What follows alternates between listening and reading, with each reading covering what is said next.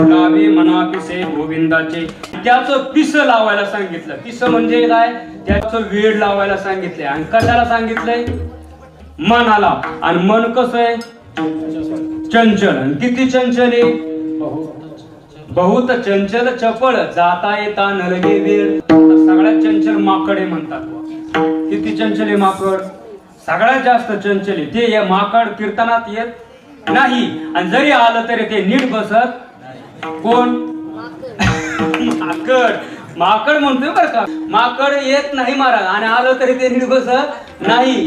अतिशय चंचल. पण अशा चंचल असलेल्या माकडाला सुभाषितकार सांगतात, मर्कटस्य शुरापान मध्ये रुचिक दंशनम तन्मध्ये भूत संचारो यद्वा तत्व भविष्यती. अशा चंचल असलेल्या माकडाला विंधू चावला. किती वेळे आली संगीतामध्ये?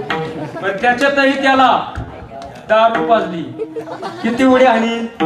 आणि त्याच्यातही त्याला भूताने झपाटला. आता पण एवढं चंचल असलेलं माकड, पण त्याच्यापेक्षा हजारो पटीने चंचल आहे काय? मन. आता मला सांगा संदीप दादा, तुम्हाला दिल्लीला जाऊन यायचंय, नरेंद्रभाई मोदींना भेटून यायचंय. जा, तुम्हाला मी तिकीट काढून देतो. तुम्ही जाऊन आले, भेटून आले, किती वेळ लागेल तुम्हाला जाऊन यायला विमानाने? बरं, तुम्ही आता दिल्लीला जाऊन आले, 5 तास लागले. आता तुम्हाला मनाने जाऊन यायचंय दिल्लीवरून, किती वेळ लागेल? काहीच वेळ लागणार नाही. जाता येता नलगे वेळ. एवढं काय आहे? मन चंचल आहे.